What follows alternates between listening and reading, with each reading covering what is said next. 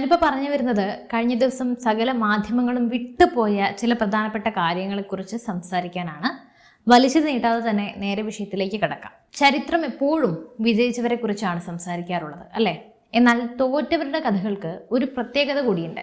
അതിൽ ചിലപ്പോൾ അഹങ്കാരത്തിന്റെ വീഴ്ചയുണ്ടാവാം, ചതിയുടെ കയ്പുണ്ടാകാം, എല്ലാത്തിലുമുപരി നിശബ്ദരായിരുന്ന ഒരു ജനതയുടെ ഇടിമുഴക്കവും പ്രതിഷേധവും ഉണ്ടാകാം. 2026 കേരളത്തിന്റെ രാഷ്ട്രീയ ഭൂപടത്തിൽ ഒരു ചുവന്ന സൂര്യൻ എന്നേക്കുമായി അസ്തമിക്കുകയാണോ എന്ന് ലോകം തന്നെ ഉറ്റുനോക്കിയ നിമിഷം. ഇരട്ടച്ചങ്കൻ ബ്രാൻഡിന് എവിടെയാണ് വിള്ളൽ വീണത്? ക്യാപ്റ്റൻ നയിച്ച കപ്പൽ എങ്ങനെയാണ് പാറപ്പുറത്ത് തട്ടി തകർന്ന് തരിപ്പണമായത്? ഇതൊരു വെറും തിരഞ്ഞെടുപ്പ് തോൽവിയല്ല, ഇത് ജനകീയ കോടതി വിധിച്ച ഒരു ശിക്ഷാവിധിയാണ്. സാധാരണക്കാരന്റെ നെഞ്ചത്ത് ചവിട്ടി ആഡംബരത്തിന്റെ മട്ടുപ്പാവിലിരുന്നവർക്ക് വോട്ടിന്റെ കരുത്തിൽ ജനം നൽകിയ ഒരൊന്നൊന്നര മറുപടി. മന്ത്രിപ്പടി ഒന്നടങ്കം നിലംപരിശായപ്പോ മുഖ്യമന്ത്രി പിണറായി വിജയൻ സ്വന്തം മണ്ണിൽ കഷ്ടിച്ച് കടന്നുകൂടിയപ്പോ കേരളം ഒന്നടങ്കം ചോദിച്ചു, മറ്റാരുണ്ട് ഇതുപോലെ തോൽക്കാൻ? വിജയൻ അങ്ങനെ പരാജയനായി. നമ്മുടെ കഥയുടെ തുടക്കത്തിലേക്ക് പോകാം. തുടക്കം എന്ന് പറയുമ്പോൾ സ്റ്റാർട്ടിംഗ് പോയിന്റ് ആണ്. അതായത് ഭരണവിരുദ്ധ വികാരം എങ്ങനെയാണ് ഒരു സുനാമിയായി മാറിയത് എന്നതിന്റെ തുടക്കം. സർക്കാർ വിചാരിച്ചു ഒരു വലിയ ബസ്സിൽ കേരളം മുഴുവൻ ചുറ്റിക്കറങ്ങിയാൽ ജനങ്ങൾ പൂച്ചെണ്ടുകളുമായി കാത്തു നിൽക്കുമെന്ന്. നവകേരള സദസ്സ് കേൾക്കാൻ നല്ല സുഖമുണ്ട്, പക്ഷേ ജനങ്ങൾ കണ്ടത് മറ്റൊന്നാണ്. ഒരു വശത്ത് പെൻഷൻ കിട്ടാതെ മരുന്ന് വാങ്ങാൻ കാശില്ലാതെ ആത്മഹത്യ ചെയ്യുന്ന വയോധികർ, മറുവശത്ത് കോടികൾ പൊടിച്ച് ആഡംബര ബസ്സിൽ വിനോദയാത്ര നടത്തുന്ന മന്ത്രിമാർ. ഈ വൈരുദ്ധ്യം ഉണ്ടല്ലോ, അതാണ് മലയാളിക്ക് സഹിക്കാത്തത്. ജനങ്ങൾ ചോദിച്ചു, ഞങ്ങൾക്ക് ഉണ്ണാൻ വകയില്ല. അപ്പോഴാണോ നിങ്ങളുടെ ഈ പളപളപ്പും ആഡംബരവും ഒക്കെ? ഈ യാത്രയിൽ പ്രതിഷേധിച്ച യൂത്ത് കോൺഗ്രസ് KSU പ്രവർത്തകരെയൊക്കെ നിഷ്ഠൂരം രക്ഷാപ്രവർത്തനം എന്ന പേരിൽ ഗുണ്ടകളെ വിട്ട് തല്ലിച്ചതച്ചു. അപ്പോൾ മുഖ്യമന്ത്രി ആ ക്രൂരതയെ ന്യായീകരിക്കുകയും ചെയ്തപ്പോൾ ജനങ്ങൾ അവരുടെ ഉള്ളിൽ ഒരു ഡയറി കുറിച്ചു. ആ ഡയറിയിലെ അവസാനത്തെ പേജായിരുന്നു ഈ വോട്ട്. അതായത് കഴിഞ്ഞ ദിവസം നമ്മൾ കണ്ടത് ആ ഒരു വിധി. നിങ്ങൾ തല്ലുന്നത് ഞങ്ങളുടെ മക്കളെ ആണെങ്കിൽ ഞങ്ങൾ തല്ലുന്നത് നിങ്ങളുടെ അഹങ്കാരത്തിനെയാണ് എന്ന് വോട്ടർമാർ തെളിയിച്ചു കാണിച്ചു. ഇനി നമുക്ക് മന്ത്രിമാരുടെ പെർഫോമൻസ് നോക്കാം. ശരിക്കും പറഞ്ഞാൽ ഒരു കോമഡി സിനിമയിലെ ക്ലൈമാക്സ് പോലെയായിരുന്നു അത്. ഓരോ മന്ത്രിയും ഓരോ കോട്ടകളിലായിരുന്നു, പക്ഷെ വോട്ടെണ്ണി കഴിഞ്ഞപ്പോൾ കോട്ടയും ഇല്ല, കൊത്തളവും ഇല്ല. മന്ത്രിമാരുടെ തോൽവി എന്നത് കേവലം ഒരു വ്യക്തിയുടെ തോൽവിയല്ല, മറിച്ച് ആ വകുപ്പുകളുടെ പരാജയമാണ്. കൃഷിമന്ത്രിയെ നോക്കൂ, കർഷകർ നെല്ല് സംഭരിച്ച പണം കിട്ടാതെ കരയുമ്പോൾ മന്ത്രി എയർ കണ്ടീഷൻ റൂമിലിരുന്ന് ഫയൽ നോക്കുകയാണെന്ന പേരിൽ റീൽസ് ഇങ്ങനെ തോണ്ടുമായിരുന്നു.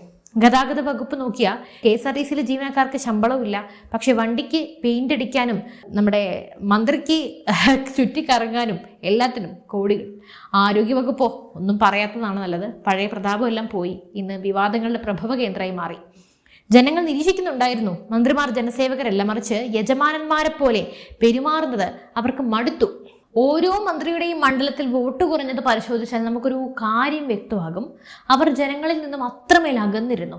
ഞങ്ങൾ എന്ത് ചെയ്താലും ഈ ജനം വോട്ട് ചെയ്തോളും എന്നൊരു ആ ഉറപ്പുണ്ടല്ലോ, ആ ഉറപ്പിനെയാണ് ജനങ്ങൾ തന്നെ ചവിട്ടി മെതിച്ചത്, അതിനുള്ള മറുപടി കൊടുത്തത്. ഇനി നമുക്ക് നേരെ മുൻ മുഖ്യനിലേക്ക്, നമ്മുടെ ബിഗ് ബോസിലേക്ക്, പിണറായി വിജയനിലേക്ക് വരാം. കേരള രാഷ്ട്രീയത്തിൽ ചോദ്യം ചെയ്യപ്പെടാത്ത നേതാവ്, ഇന്നത്തെ കമ്മ്യൂണിസ്റ്റ് പാർട്ടിയെ ഇങ്ങനെയാക്കിയ മുതൽ. പക്ഷേ ഇത്തവണ ധർമ്മടം പോലും അദ്ദേഹത്തെ കൈവിട്ട മട്ടായിരുന്നു. ഭൂരിപക്ഷം കുത്തനെ ഇടിഞ്ഞു. ഒരു മുഖ്യമന്ത്രിക്ക് ഇതിലും വലിയൊരു നാണക്കേട് ഉണ്ടാവാനില്ല. എന്താണ് പിണറായിക്ക് പറ്റിയത്? ഒന്നാമത്തെ കാര്യം അമിതമായ ആത്മവിശ്വാസം. താൻ എന്ത് പറഞ്ഞാലും ചെയ്താലും അത് വിപ്ലവമാണെന്ന് അദ്ദേഹം അങ്ങ് വിശ്വസിച്ചു. രണ്ടാമത്തെ കാര്യം കുടുംബം. അതായത് മക്കൾക്കെതിരെയുള്ള മാസപ്പടി വിവാദമൊക്കെ വന്നപ്പോൾ അത് രാഷ്ട്രീയമായി നേരിടുന്നതിന് പകരം അദ്ദേഹം മൗനം പാലിച്ചു. പിന്നെ അവരെ സംരക്ഷിക്കാനായി ശ്രമിച്ചു, ഉത്തരം പോലും നൽകിയില്ല. അല്ലെങ്കിൽ അനാവശ്യമായി ദേഷ്യപ്പെട്ടു. ജനങ്ങൾക്ക് അത് പിടിച്ചില്ല. ശുദ്ധൻ എന്ന് കരുതിയ നേതാവിൻ്റെ കുടുംബത്തിനെതിരെ, അദ്ദേഹത്തിനെതിരെ വന്ന അഴിമതി ആരോപണം വരുമ്പോൾ അതൊരു ജനങ്ങളിൽ വലിയ മുറിവുണ്ടാക്കും. പിന്നെ ആ ശൈലി, മാധ്യമപ്രവർത്തകരോട് കടക്ക് പുറത്തെന്ന് പറയുന്ന, മൈക്ക് തട്ടിമാറ്റുന്ന, ചോദ്യം ചോദിക്കുമ്പോൾ വീട്ടിൽ പോയി ചോദിക്കടാ എന്ന് പറയുന്ന മുഖ്യനോട് അതേ ജനങ്ങൾ പോയി വീട്ടിലിരുന്നോളാൻ അങ്ങ് പറഞ്ഞു. ആ പഴയ ഫ്യൂഡൽ മാടമ്പി ശൈലി അങ്ങനെ അതിനുള്ള പൂർത്തിയായി. 2026 ജനതയ്ക്ക് അത് സ്വീകാര്യമല്ല. അവർക്ക് വേണ്ടത് ജനങ്ങളെ കേൾക്കുന്ന ഒരു ഭരണാധികാരിയാണ്, അല്ലാതെ ജനങ്ങളെ പേടിപ്പിക്കുന്ന, ജനങ്ങളെ വിരട്ടാൻ നോക്കുന്ന ഒരാളെയല്ല. LDF എന്ന കപ്പൽ ഇപ്പോൾ മുങ്ങിക്കൊണ്ടിരിക്കുകയാണ്. ബംഗാളിലും ത്രിപുരയിലും നമ്മളിത് കണ്ടതാണ്. അവിടങ്ങളിലൊക്കെ കമ്മ്യൂണിസ്റ്റ് പാർട്ടി തകർന്നത് വോട്ട് ബാങ്ക് കുറഞ്ഞത് കൊണ്ടൊന്നും അല്ല, മറിച്ച് പാർട്ടി ജനങ്ങളിൽ നിന്നും അകന്നത് കൊണ്ടാണ്.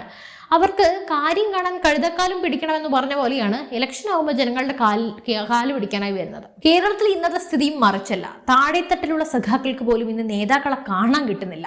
പാർട്ടി ഓഫീസുകൾ വെറും കോർപ്പറേറ്റ് ഓഫീസുകളായി മാറി. കോൺട്രാക്റ്റുകാരും മുതലാളിമാരും പാർട്ടിയെ ഹൈജാക്ക് ചെയ്തു. പാവപ്പെട്ടവന്റെ പാർട്ടി എന്ന് ബോർഡുണ്ടെങ്കിലും ഉള്ളിൽ നടക്കുന്നത് മുതലാളിത്തമാണ്. അതിനുള്ള ഏറ്റവും വലിയ ഉദാഹരണമായിരുന്നു ആര്യ രാജേന്ദ്രൻ. അങ്ങനെ മേയറിൽ നിന്നും തുടങ്ങി ഇങ്ങനെ പൊട്ടി ഇപ്പം മന്ത്രിമാരടക്കം പൊട്ടി. ഈ തോൽവിക്ക് ശേഷവും നേതാക്കൾ പറയുന്നത് ഞങ്ങൾ തോറ്റതല്ല, ജനങ്ങൾക്ക് കാര്യം മനസ്സിലാവാത്തതാണ് എന്നാണ്. ഇതിലും വലിയ വിഡിത്തം വേറെയുണ്ടോ? ജനങ്ങളെ പഠിപ്പിക്കാൻ ഇറങ്ങുന്നതിന് മുമ്പ് ജനങ്ങൾ പറയുന്നത് കേൾക്കാൻ ഇവർ തയ്യാറാകണം. ഇല്ലെങ്കിൽ അടുത്ത തിരഞ്ഞെടുപ്പും കേരളത്തിലെ ചുവപ്പ് കൊടി അങ്ങനെ മ്യൂസിയത്തിൽ കൊണ്ട് വെക്കേണ്ടി വരും. അങ്ങനെ നമുക്ക് വിചാരിക്കാം, ഇങ്ങനെയൊരു പാർട്ടി ഇവിടെ ഉണ്ടായിരുന്നു, ത്രിപുരയിലൊക്കെ ഉണ്ടായിരുന്ന പോലത്തെ ഒരു പാർട്ടി. മുഖ്യമന്ത്രിക്ക് ചുറ്റും ഒരു വൻ ഉപദേശിപ്പടയുണ്ടല്ലോ. 6ാമത്തെ ഉപദേശിക്ക് പോലും അറിയില്ല 7ാമത്തെ ഉപദേശി എന്താ ചെയ്തതെന്ന്. ഇത്രയും ഉപദേശകർ ഉണ്ടായിട്ടും ജനവികാരം മനസ്സിലാക്കാൻ ഇവർക്കൊന്നും കഴിഞ്ഞിട്ടില്ലെങ്കിൽ പിന്നെ എന്തിനാണ് ഈ പട? PR ഏജൻസികൾക്ക് കോടികൾ കൊടുത്ത് ഇമേജ് വർദ്ധിപ്പിക്കാൻ നോക്കി. പക്ഷേ ഈ ഇമേജ് ഉണ്ടാവുന്നത് ജനങ്ങളുടെ ഹൃദയത്തിലാണ്, അല്ലാതെ ഫേസ്ബുക്കിലും ഇൻസ്റ്റഗ്രാമിലും പിന്നെ റോഡിൽ കൂടെ പോകുമ്പോൾ കാണുന്ന ആ ഒരു ഫ്ലെക്സിലോ അല്ലെങ്കിൽ സിനിമാ തിയേറ്ററിൽ കാണാൻ പോകുമ്പോൾ ഉണ്ടാകുന്ന പരസ്യത്തിലോ ഒന്നുമല്ല. ഓൺലൈനിൽ ക്യാപ്റ്റൻ എന്ന് വിളിച്ച് കമന്റ് ഇടാൻ ഇഷ്ടംപോലെ സൈബർ പോരാളികൾ ഉണ്ടാകും. പക്ഷെ പോളിംഗ് ബൂത്തിൽ വോട്ട് ചെയ്യുന്ന ആളെ കിട്ടില്ല എന്ന് ഈ തോൽവികൾ ഇപ്പോഴും മനസ്സിലാക്കിയിട്ടില്ല. യഥാർത്ഥത്തിൽ LDFനെ തോൽപ്പിച്ചത് പ്രതിപക്ഷമല്ല, അത് പിണറായി സർക്കാരിന്റെ തന്നെ പ്രവർത്തനങ്ങളാണ്. സ്വന്തം കാലിൽ വെടിവെക്കുന്ന ഒരു ഭരണകൂടത്തെ നമ്മൾ ആദ്യമായിട്ടായിരിക്കും കാണുന്നത്. സത്യം പറയാലോ, ഈ 102 സീറ്റും വാങ്ങി UDF ഇവിടെ ജയിച്ചു കയറിയത് ഒരിക്കലും അവരുടെ മിടുക്ക് കൊണ്ടല്ല, നിങ്ങളുടെ കഴിവുകേട് കൊണ്ടാണ്. ഇനിയെങ്കിലും തിരുത്താൻ തയ്യാറാവുമോ? അതാണ് ചോദ്യം. പക്ഷേ ഈ ഈഗോ എന്നത് ഒരു വലിയ വില്ലനാണ് കേട്ടോ, പ്രത്യേകിച്ചും പിണറായി വിജയനെ പോലെ ഒരു നേതാവിന്. താൻ എടുത്ത തീരുമാനങ്ങൾ തെറ്റാണെന്ന് സമ്മതിക്കാൻ അദ്ദേഹം തയ്യാറാകുമോ? പാർട്ടിക്കുള്ളിൽ പുകച്ചിൽ തുടങ്ങിക്കഴിഞ്ഞു. താഴെത്തട്ടിലുള്ള അണികൾക്ക് അമർഷമുണ്ട്, പക്ഷെ അവർക്ക് മറുപടി കൊടുക്കാൻ നേതാക്കൾക്ക് കഴിയുന്നില്ല. ക്ലിഫ് ഹൗസിലെ മതിലിന് പുറത്തുള്ള ലോകം നേതാക്കൾ കാണുന്നുമില്ല.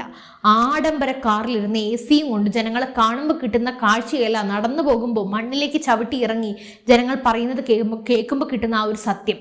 ഈ തോൽവി ഒരു ലാർജർ ദാൻ ലൈഫ് വാണിംഗ് ആണ്. ഇത് കേരളമാണ്, ഇവിടെ ആരും വാഴില്ല ജനങ്ങളെ മറന്നാൽ എന്ന വാണിംഗ്. ചരിത്രം ഒരു വട്ടമാണ്, അതിങ്ങനെ കറങ്ങി തിരിഞ്ഞു വരും. ഇന്ന് നിങ്ങൾ അധികാരത്തിന്റെ ഉന്നതിയിൽ ഇരിക്കുമ്പോൾ താഴെയുള്ളവരെ കാണുന്നില്ലായിരിക്കാം, പക്ഷേ താഴെ വീഴുമ്പോൾ ഇതേ ആളുകളെ തന്നെ നിങ്ങൾക്ക് അഭിമുഖീകരിക്കേണ്ടി വരും. അതാ പറഞ്ഞത് വട്ടമാണെന്ന്. ഇതിങ്ങനെ കറങ്ങി തിരിഞ്ഞുകൊണ്ടേയിരിക്കും. മറ്റാരുണ്ട് ഇതുപോലെ തോൽക്കാൻ എന്ന ചോദ്യം ഇന്ന് കേരളം മുഴുവൻ അലയടിക്കുന്നുണ്ട്. അതുപോലെ മുൻ മുഖ്യമന്ത്രി പിണറായി വിജയൻ ഇപ്പോൾ പരാജയനായി നിൽക്കുകയുമാണ്. അത് LDFന്റെ മുഖത്തേറ്റ കനത്ത പ്രഹരമാണ്. ഈ മുറിവുണങ്ങണമെങ്കിൽ അധികാരത്തിന്റെ ഹുങ്ക് ഉപേക്ഷിക്കണം, ജനങ്ങളുടെ ഇടയിലേക്ക് ഇറങ്ങിച്ചെല്ലണം. അല്ലാതെ ഇനിയും ക്യാമറയ്ക്ക് മുന്നിൽ വന്നിരുന്ന് PR പരസ്യങ്ങളും ചെയ്ത് ഇനിയും ഒരു ഇരുവർ പോലെയുള്ള ഇന്റർവ്യൂ ഒക്കെ എടുത്താൽ എല്ലാം ശരിയാക്കുമെന്ന് പറഞ്ഞാൽ ജനം പറയും, മതി നിർത്തിക്കോ, ഞങ്ങൾ ശരിയാക്കി തന്നു.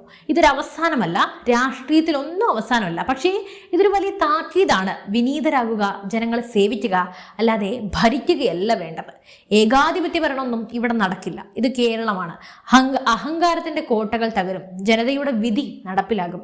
ഇത് 2026 കേരളം നൽകുന്ന പാഠം. അപ്പോൾ ഈ വീഡിയോയെക്കുറിച്ചുള്ള നിങ്ങളുടെ അഭിപ്രായം എന്താണ്? LDFന്റെ ഈ തകർച്ചയ്ക്ക് ഉത്തരവാദി പിണറായി വിജയൻ മാത്രമാണോ, അതോ മന്ത്രിമാരുടെ കഴിവുകേടാണോ? നിങ്ങളുടെ അഭിപ്രായങ്ങൾ തീർച്ചയായും താഴെ കമന്റ് ചെയ്യൂ. മറ്റു വാർത്തയും വിഷയവുമായി വീണ്ടും കാണാം. നന്ദി.